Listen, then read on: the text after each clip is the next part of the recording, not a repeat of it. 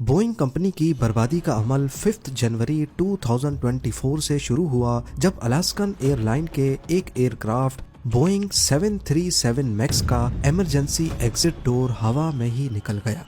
इस दौरान जहाज में इमरजेंसी डिक्लेयर हो गई। ऑक्सीजन मास्क निकल आए, हर तरफ चीखो पुकार, इंजन और तेज हवा की आवाजें पूरे केबिन में गूंज उठी।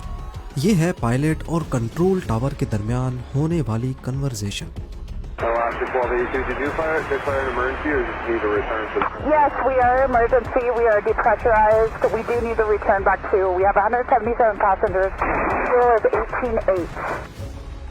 आपको बताते चले कि हाइट के साथ साथ एटमॉस्फेरिक प्रेशर और हवा में ऑक्सीजन कम हो जाता है, इसीलिए जहाज के केबिन में आर्टिफिशियल प्रेशर भरा जाता है और जाहिर है जब उसका दरवाजा ही निकल गया तो केबिन का सारा प्रेशर लीक हो गया। अलास्कन एयरलाइन की फ्लाइट 1282 में इस वक्त 171 पैसेंजर्स और 6 क्रू मेंबर्स मौजूद थे। खुशकिस्मती से जहाज को तो वापस पोर्टलैंड इंटरनेशनल एयरपोर्ट पे लैंड करवा दिया गया और आसमान से गिरने वाले दरवाजे ने भी जमीन पर किसी को नुकसान नहीं पहुंचाया। लेकिन ये हादसा न्यूज मीडिया की हेडलाइंस बन गया।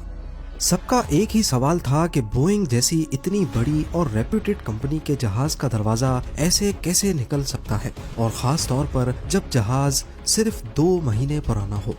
इन्वेस्टिगेशन हुई तो मालूम पड़ा कि इमरजेंसी एग्जिट डोर को एक तो री इंस्टॉल किया गया था और दूसरा ये कि जहाज की डिलीवरी से पहले उसमें 3 नट बोल्ट्स नहीं लगाए गए थे। इस इन्वेस्टिगेशन रिपोर्ट ने पूरी एयरलाइन इंडस्ट्री में तहलका मचा दिया। क्या ये बोइंग की लापरवाही का नतीजा है? बोइंग ने खुद को एक इंजीनियरिंग फर्म से बिजनेस मॉडल में कैसे और क्यों बदला? और 2018-19 में बोइंग 737 मैक्स में एक छोटा सा सॉफ्टवेयर ग्लिच 2 भयानक एयर क्रैशेस की वजह कैसे बना? ज़ेम टीवी की वीडियोस में एक बार फिर से खुशामदीद। नाजरीन, एयर ट्रैवल करने वाले ज्यादातर ट्रैवलर्स इस बिना पर जहाज में सफर करते हैं क्योंकि उनका भरोसा होता है एयरलाइंस पर और जहाज बनाने वाली कंपनी पर अलास्कन एयरलाइन के साथ होने वाले इस हादसे ने बोइंग कंपनी का ये भरोसा, ये ट्रस्ट तोड़ दिया है। सिर्फ यही एक हादसा नहीं था जिसने बोइंग कंपनी का ट्रस्ट तोड़ा। 29 अक्टूबर 2018 को इंडोनेशिया की लायन एयर फ्लाइट 610 सुकर्नो हत्ता इंटरनेशनल एयरपोर्ट से टेक ऑफ हुई। ये बोइंग कंपनी का 737 मैक्स एयरक्राफ्ट था। अभी टेक ऑफ किए इनको 13 ही मिनट गुजरे थे कि प्लेन कुछ अजीब सा बिहेव करने लगा। पहले इसकी नोज डाउन होती है, फिर दोबारा से जहाज ऊपर की तरफ जाता है और फिर फाइनली नोज दोबारा से डाउन होती है और जहाज जावा सी में जाकर क्रैश हो जाता है। इसमें टोटल 189 लोग थे जिनमें से एक भी नहीं बच पाया। इस हादसे को अभी 5 महीने ही गुजरे थे कि इसी किस्म का एक और हादसा दुनिया ने देखा। इथियोपियन एयरलाइंस फ्लाइट 302 10 मार्च 2019 को बोल इंटरनेशनल एयरपोर्ट इथियोपिया से कीनिया की तरफ उड़ान भरती है। सिर्फ 6 मिनटों के बाद प्लेन आउट ऑफ कंट्रोल हो गया और करीबी गांव में जाकर क्रैश हो गया। इस हादसे में 157 लोग दुनिया से चले गए। ये कोई इत्तेफाक नहीं था कि ये एयरक्राफ्ट भी बोइंग कंपनी का 737 मैक्स था। सेम जहाज का मॉडल और 5 महीनों में दूसरा क्रैश। टोटल 344 कीमती जानें जाया हो गईं। इन्वेस्टिगेशन में मालूम पड़ा कि दोनों एयरक्राफ्ट्स का क्रैश होने से पहले बिहेवियर काफी अजीब और मिलता जुलता था। इन्वेस्टिगेशन टीम ने बोइंग 737 मैक्स में एक ऐसा फ्लॉ ढूंढ निकाला जिसकी वजह से ये दोनों प्लेन क्रैश हुए थे।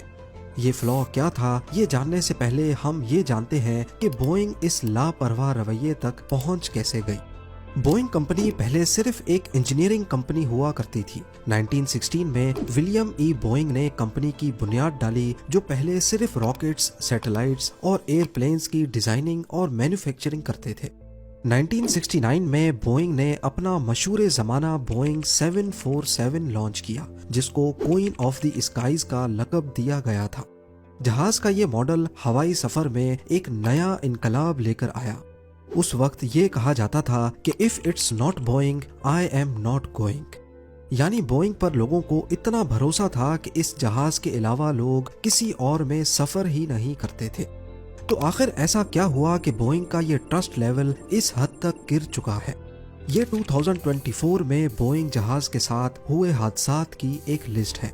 इसमें साफ साफ देखा जा सकता है कि सिर्फ 2024 जनवरी में ही बोइंग के 5 जहाज छोटे बड़े हादसात की लपेट में आए हैं।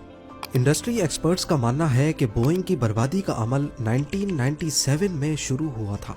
1990s में जब अमेरिका और सोवियत की कोल्ड वॉर खत्म हुई तो उस वक्त बोइंग की इनकम पर भी काफी फर्क पड़ा, क्योंकि बोइंग एक इंजीनियरिंग फर्म थी जो अमेरिकन मिलिट्री के साथ कॉन्ट्रैक्ट पे काम करती थी, और जाहिर है कोल्ड वॉर के खत्म होने के बाद ये कॉन्ट्रैक्ट भी खत्म कर दिया गया। इस डर से कि इनकी इनकम पर फर्क ना पड़े, इन्होंने अपने competitor aircraft manufacturing company McDonald Douglas को $14 बिलियन यानी आज के करीब 1150 अरब रुपयों में खरीद कर खुद को एयरलाइन इंडस्ट्री का अकेला बेताज बादशाह डिक्लेयर कर दिया। एविएशन इंडस्ट्री के इस सबसे बड़े मर्जर के बाद बोइंग ने अपने आप को इंजीनियरिंग फर्म से एक बिजनेस मॉडल में बदल दिया। जिनका काम था परफेक्ट जहाज बनाना, वो अब स्टॉक मार्केट में आकर अपने शेयर होल्डर्स के प्रॉफिट और लॉस को देखने में लग गए। बोइंग अपने कंपटीटर मैकडॉनल्ड डोगलस को खरीदकर पूरी एविएशन इंडस्ट्री पर अकेला राज तो करने लगा, लेकिन ये आजादी ज्यादा वक्त ना चल सकी। 2003 में बोइंग को टक्कर देने के लिए यूरोपियन एयरलाइन मैन्युफैक्चरर एयरबस मैदान में आ गया। 2010 में बोइंग की सेल्स को एक जोरदार झटका लगा जब एयरबस ने अपना A320 नियो लॉन्च किया। ये मॉडल एयरबस ने खास मार्केट की डिमांड्स को देखते हुए डिजाइन किया था। इसका इंजन खास तौर पर फ्यूल एफिशिएंट बनाया गया था, यानी ये कम फ्यूल में ज्यादा डिस्टेंस कवर कर लेता था। उसी साल के दिसंबर में एयरबस A320 नियो के 667 यूनिट्स सिर्फ एक ही हफ्ते में बिक गए। एयरबस की इस कामयाबी ने बोइंग के पैरों तले जमीन ही खिसका दी। वो बोइंग जो पिछली कई दहाइयों से इस इंडस्ट्री पर अकेला राज कर रहा था, उसको इतने ऑर्डर्स पूरे साल में नहीं मिलते थे। अगले साल यानी 2011 में बोइंग ने एक नया जहाज 737 मैक्स के नाम से लॉन्च कर दिया। ये एयरबस A320 नियो की टक्कर में लॉन्च किया गया था। बोइंग के इस कदम ने एयरलाइन इंडस्ट्री में अपनी इज्जत तो बचा ली, लेकिन ये वही जहाज का मॉडल था जिसका 2018 और 19 में भयानक क्रैश हुआ। असल में हड़बड़ाहट में आकर एयरबस से मार्केट शेयर वापस लेने के चक्कर में बोइंग यहाँ एक बहुत बड़ी गलती कर बैठा। बोइंग को ये नया जहाज लॉन्च करने की बहुत जल्दी थी। इन्होंने इस नए जहाज में extra fuel efficient engine introduce करवाए, पर मसला ये था कि ये इंजन काफी बड़े थे। होना तो ये चाहिए था कि इस नए इंजन के लिए जहाज की पूरी डिजाइनिंग दोबारा से होती, लेकिन बोइंग ने ऐसा नहीं किया। जल्दी के चक्कर में उन्होंने ये नया और बड़ा इंजन सालों पुराने एयरक्राफ्ट में ही लगा दिया, जिससे इंजन का वजन प्लेन के अगले पोर्शन में ज्यादा हो गया। यानी इस नए इंजन ने एयरक्राफ्ट की एरोडायनेमिक्स बदल दी। सेंटर ऑफ ग्रेविटी चेंज होने की वजह से फ्लाइट के दौरान कुछ कंडीशंस में बोइंग 737 मैक्स की नोज ऊपर हो जाती थी। इस चीज को फिक्स करने के लिए बोइंग ने एक नया सॉफ्टवेयर बनाया, मैन्यूवरिंग कैरेक्टरिस्टिक्स ऑगमेंटेशन सिस्टम या फिर MCAS। आसान लफ्जों में समझा जाए तो ये सॉफ्टवेयर एक सेंसर की मदद से मालूम करता कि प्लेन का एंगल ऑफ अटैक क्या है, यानी उसकी नोज ऊपर है या नीचे। इस सेंसर को एंगल ऑफ अटैक सेंसर कहते हैं। अगर नोज जरूरत से ज्यादा ऊपर होती है तो ये सॉफ्टवेयर ऑटोमेटिकली एलिवेटर्स को डाउन करके जहाज की नोज को खुद ब खुद बिना पायलट के इनपुट के नीचे कर देता है। ये एक नया सिस्टम था जो इससे पहले मॉडल्स में इंट्रोड्यूस नहीं करवाया गया था। होता यूं है कि जब भी कमर्शियल एयरप्लेन्स में कोई नया सिस्टम इंट्रोड्यूस करवाया जाए तो उसके लिए पहले अप्रूवल्स लेने पड़ते हैं, टेस्टिंग होती है और पायलट्स को ट्रेनिंग दी जाती है। इस ट्रेनिंग में वक्त और पैसा दोनों बहुत ज्यादा लगते हैं, पर क्योंकि उनको बहुत जल्दी थी तो उन्होंने MCAS के बारे में ना ही एयरलाइंस को कुछ बताया, ना ही पायलट्स को, और ना ही फेडरल एविएशन एडमिनिस्ट्रेशन को, जो कि एक रेगुलेटरी बॉडी है। उन्होंने सोचा कि जब सॉफ्टवेयर खुद ही प्लेन को सीधा कर सकता है तो फिर पायलट्स या एयरलाइंस को बताने की क्या जरूरत है। ये वो पॉइंट था जहां चीजें बिगड़ना शुरू हो गईं। जैसा कि आपने पहले जाना कि MCAS सिर्फ एक सेंसर पे डिपेंड करता है, angle of attack sensor. Boeing को इस बात का इल्म नहीं था कि अगर ये सेंसर ही खराब हो गया तो फिर क्या होगा। अगर ये सेंसर खराब हो गया या फिर किसी वजह से इसने MCAS को गलत रीडिंग दे दी तो बिना पायलट इनपुट के सीधा चलता हुआ जहाज भी अचानक नोज डाइव करेगा, जिसको फिर कंट्रोल करना पायलट के बस की बात भी नहीं होगी। और ऐसा ही कुछ लायन एयरलाइन फ्लाइट 610 और इथियोपियन एयरलाइंस फ्लाइट 302 के साथ हुआ। जब इन्वेस्टिगेशन टीम को बोइंग की इस लापरवाही का इल्म हुआ तो वो दोनों प्लेन क्रैशेस का कसूरवार बोइंग समेत फेडरल एविएशन एडमिनिस्ट्रेशन या फिर FAA को भी ठहराने लगे, क्योंकि FAA का ही काम था इस चीज की जांच करना। जिस वक्त ये मामला गर्म हुआ तो अमेरिका समेत पूरी दुनिया में बोइंग 737 मैक्स के 387 एयरक्राफ्ट्स सर्विस में थे और इन सबको एक साथ ग्राउंड कर दिया गया। ये एक बहुत बड़ी खबर थी। इसके नतीजे में एक तरफ बोइंग की स्टॉक प्राइस गिर गई और उनको 20 अरब डॉलर्स का घाटा हुआ। वहीं बोइंग के खिलाफ कोर्ट ने FAA को धोखे में रखने पर 2.5 अरब डॉलर्स का जुर्माना अलग से लगाया। बोइंग को एक्सपोज करने में सबसे बड़ा हाथ इनके अपने एम्प्लॉयज का ही रहा है। कंपनी के अंदर मिसमैनेजमेंट की खबरें वहां काम करने वाले टेक्नीशियंस ने ही लीक की थी। सोशल मीडिया पर बोइंग फैक्ट्री की एक वीडियो लीक हुई जिसमें टेक्नीशियंस से पूछा गया कि क्या वो बोइंग के प्लेन्स पर सफर करना चाहेंगे। मौके पर मौजूद जितने एम्प्लॉयज थे उन्होंने साफ मना कर दिया। इस वीडियो के रिलीज होने के बाद एयरलाइन इंडस्ट्री में खौफ की एक लहर दौड़ गई। फैक्ट्री टेक्नीशियंस ने पुराने जहाज के पार्ट्स नए जहाजों में लगाने का भी हैरान कुन इंकशाफ किया, वो जहाज जो दुनिया भर की एयरलाइंस को डिलीवर भी किए जा चुके थे। तमाम एयरलाइंस ने अपने अपने बोइंग 737 मैक्स की इंस्पेक्शन करवाई, जिस पर मालूम पड़ा कि कहीं पर रिविट्स सही से नहीं लगाई गईं तो कहीं पर पुराने पुर्जे वो भी लूज पड़े थे। नवंबर 2020 में तमाम ग्राउंड हुए 737 मैक्स को इंस्पेक्शन, पायलट ट्रेनिंग और कुछ चेंजेस के बाद दोबारा से सर्विस कर दिया गया। पर बोइंग की रेपुटेशन पर लगा दाग अभी धुला ही नहीं था कि एक और मसला खड़ा हो गया।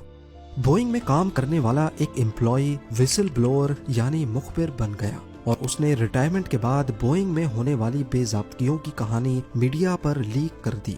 32 सालों तक बोइंग में काम करने वाले जॉन बार्नेट 2010 से 2017 तक क्वालिटी कंट्रोल मैनेजर थे।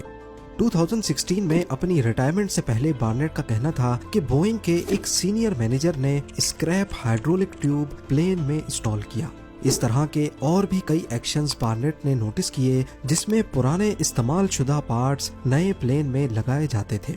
बार्नेट ने कई कंप्लेंट्स भी की, लेकिन इसका बोइंग की सीनियर मैनेजमेंट पर कोई असर नहीं पड़ा, बल्कि इसके नतीजे में इसको डिग्रेड करके किसी छोटी पोस्ट पर लगा दिया गया। 2017 में अपनी रिटायरमेंट के बाद बार्नेट ने occupational safety and health administration को कंप्लेंट की और बोइंग में होने वाली सारी मिसमैनेजमेंट के सबूत भी दिए। 4 सालों तक ये केस चलता रहा, लेकिन बार्नेट ये केस हार गए। उन्होंने इस फैसले के खिलाफ हायर कोर्ट में अपील भी की, जिसका फैसला अभी तक पेंडिंग है। इसके अलावा 2024 में जब अलास्कन एयरलाइन के बोइंग 737 मैक्स का दरवाजा हवा में ही निकल गया तो उसके बाद बार्नेट ने बोइंग कंपनी पर एक और लॉ सूट कर दिया।